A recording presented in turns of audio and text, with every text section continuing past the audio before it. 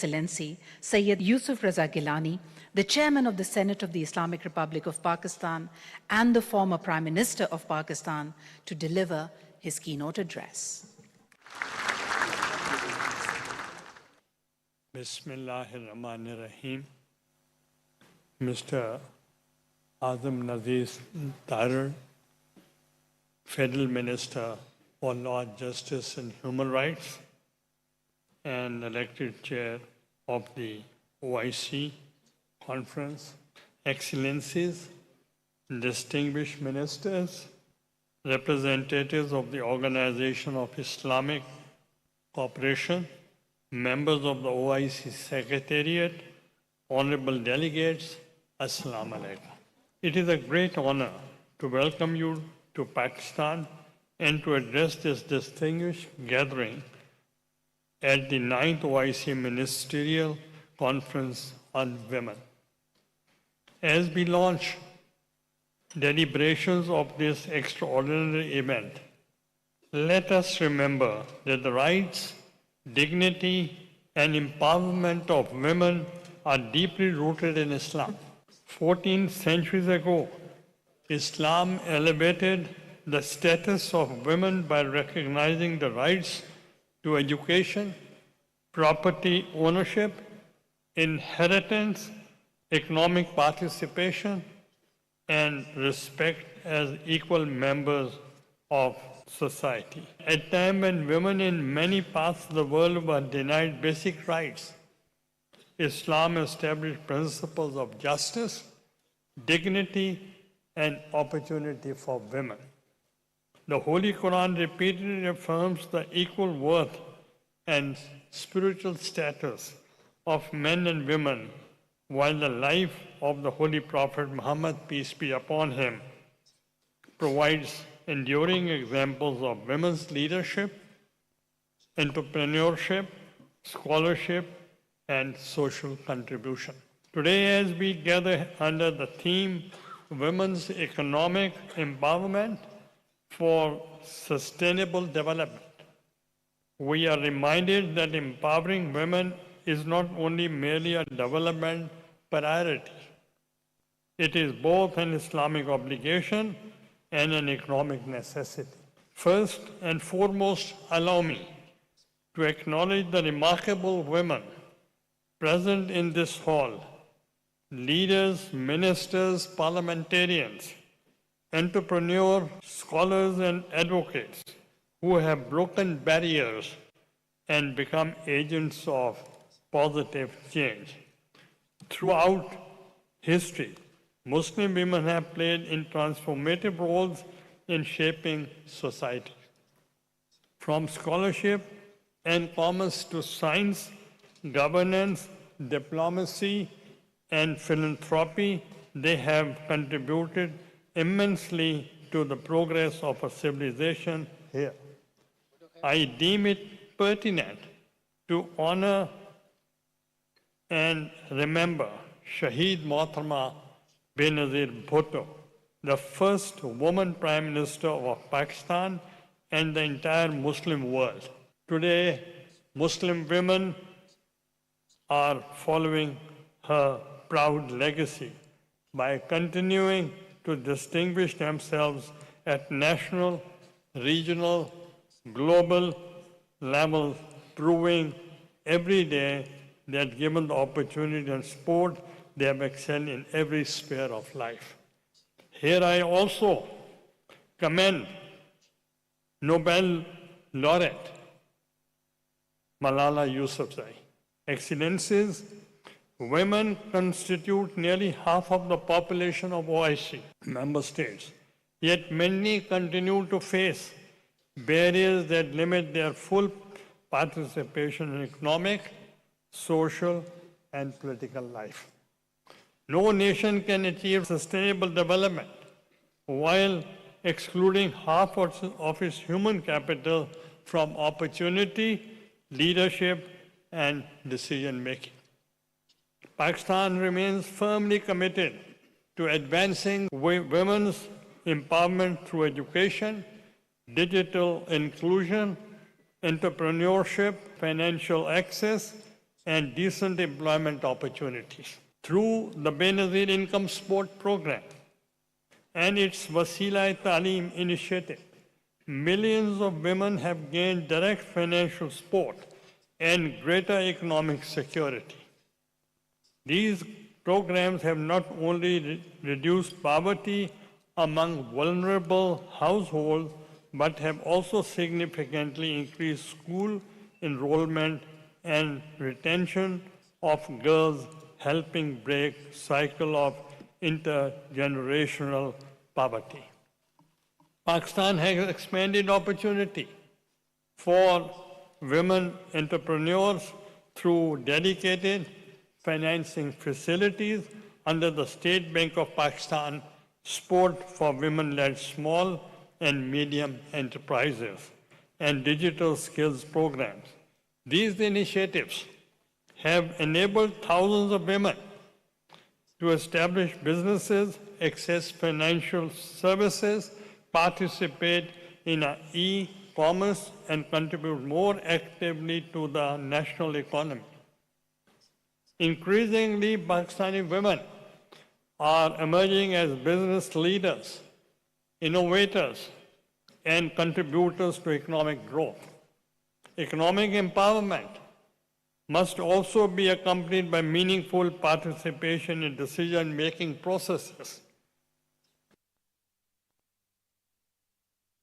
Pakistan has taken important steps to enhance women's representation through reserved seats in elected bodies and measures aimed at increasing women's presence in public institutions. Today, women in Pakistan serve with distinction as parliamentarians, judges, diplomats, entrepreneurs, civil servants, journalists, and leaders across diverse sectors contributing to the national development and governance. Empowerment cannot flourish where violence, discrimination, and increasingly persist. Gender-based violence remains one of the greatest obstacles to women's progress and economic participation. As Chairman Senate, I'm proud to share that we have strengthened our legal and institutional framework through laws against workplace harassment, measures addressing domestic violence and harmful traditional practices, and the establishment of women protection centers, helplines, and gender-responsive support services. The launch of the Pakistan Women Parliamentary Leaders portal earlier this year is yet another step towards institutional collaboration, knowledge sharing, and inclusive political participation. Platforms such as these are not technical tools. They are bridges of solidarity. These reforms have augmented women empowerment and enhanced access to justice, encouraged greater reporting of abuse, improved institutional responses, and increased public awareness regarding women's rights and protection. While challenges remain, we can confidently claim that these measures have strengthened confidence among women and created safer spaces for their participation in public and economic life. Ladies and gentlemen, throughout my political journey, I have held one conviction close to my heart. Women and minorities were and remain my constituency. During my tenure as the Prime Minister, my government protectively pursued women's empowerment through concrete policy and legislative actions. We introduced landmark legislative reforms that include the Protection Against Harassment of Women at Workplace, Act 2010, which gave women the legal right to safe professional environments. The Asset Control and Asset Crime Prevention Act 2010, which sent a clear message that brutality against women would not go unpunished.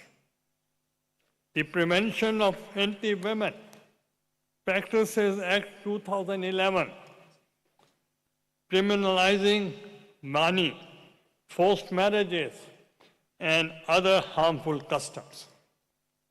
The Women in Distress and Detention Fund Amendment Act 2011, providing legal and financial assistance to vulnerable women.